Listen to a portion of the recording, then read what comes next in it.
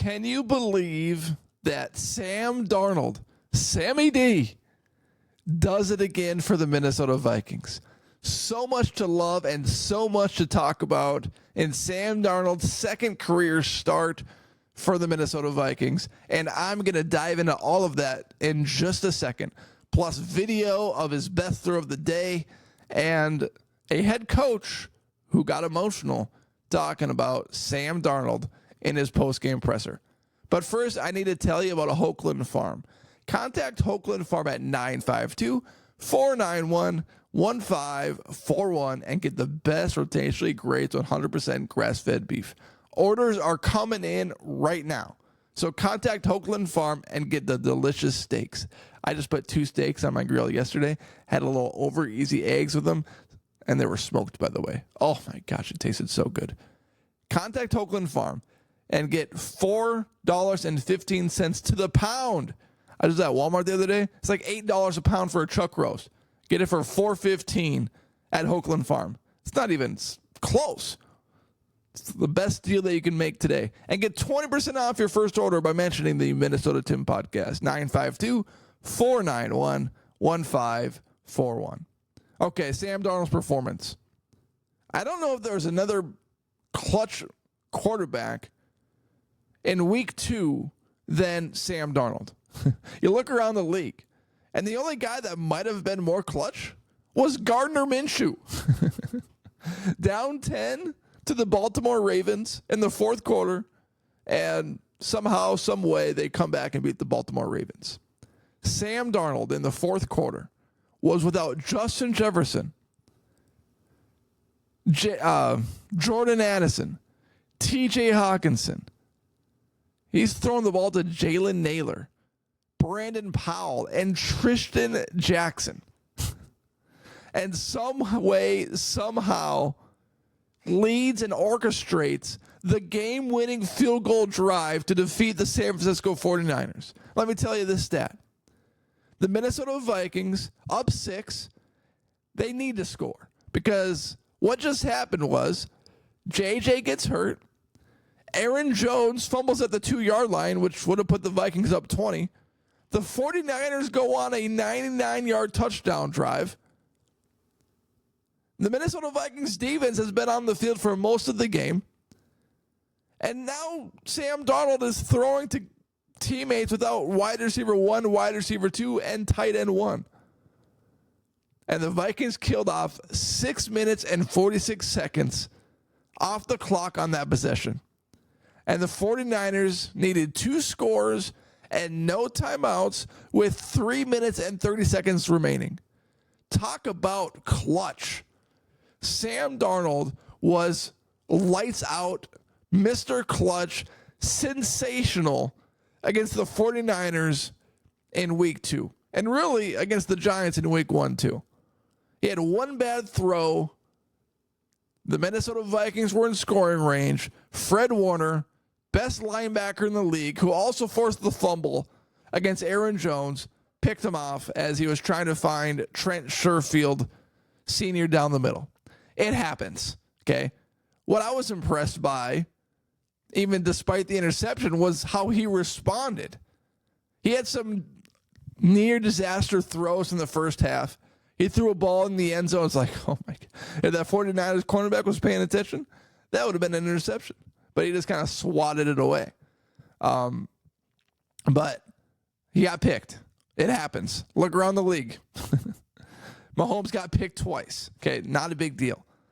But you think about what Sam Darnold has done through the first 2 weeks of this year, particularly in week 2, because 49ers are a top team in the NFL, even without Christian McCaffrey.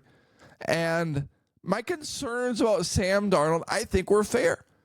Can he be clutch enough at the end of the game when he's asked to put a team away? I mean, there's not many guys that can do it. Mahomes, it was a 4th and 16. He launched the ball to Rashee Rice, and he got the benefit of a Bengals defender being absolutely stupid and running into him before the ball got there. I don't know if that was more clutch of Mahomes rather than really, really stupid by the Bengals defender. They kicked the game-winning field goal, game's over. But you think about Lamar Jackson. 2 weeks in a row, he's had a chance to lead a game-tying touchdown drive, to put the Raiders away with a field goal, and he's 0 for 2 in clutch drives. He had multiple times to do it against the Raiders.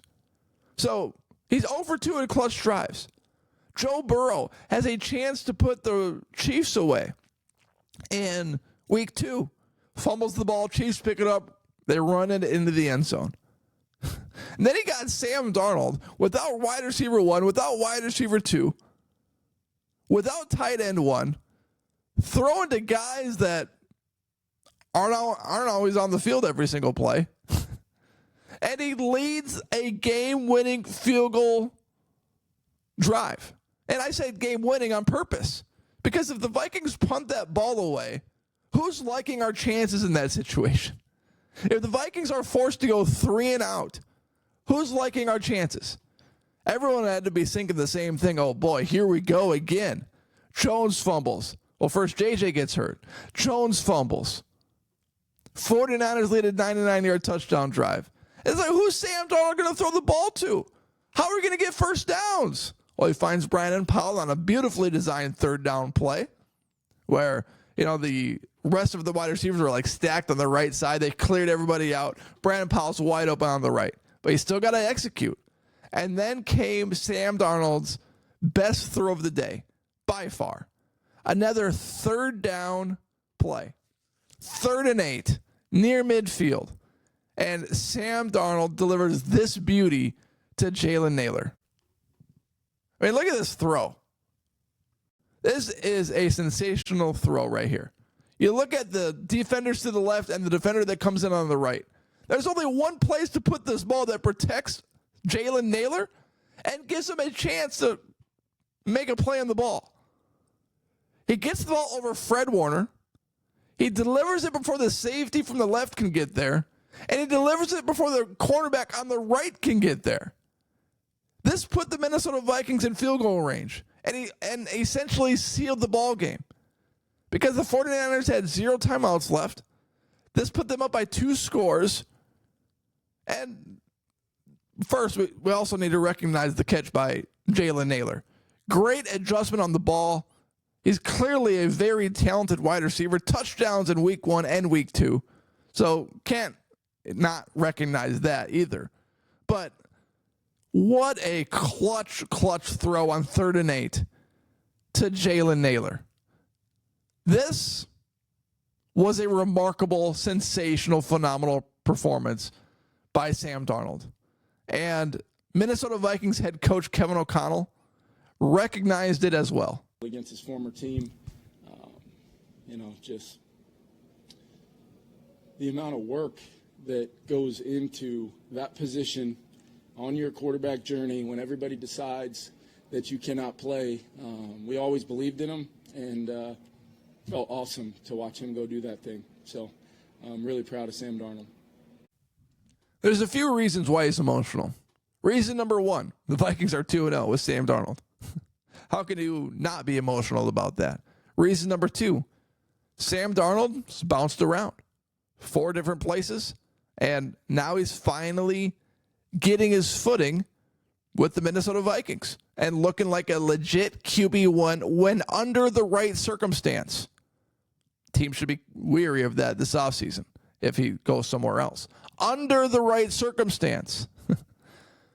Number 3, Kevin O'Connell is a quarterback in this league. He understands what it's like to fail at different stops. He understands the hardships that quarterbacks face when they don't play well. So he gets it. He gets and understands the struggles, frustrations, the joys of Sam Darnold throughout his short NFL career thus far. And to see him being successful with the Minnesota Vikings has been nothing short of amazing, because the way he's done it, come out, you obliterate the Giants. Okay, what do you got in week 2 against a real football team?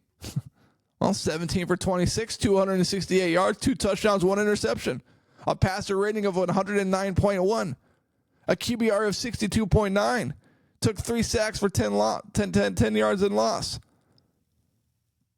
Wow. You couldn't have asked for more from Sam Darnold in this ball game, and he delivered under very, very difficult circumstances.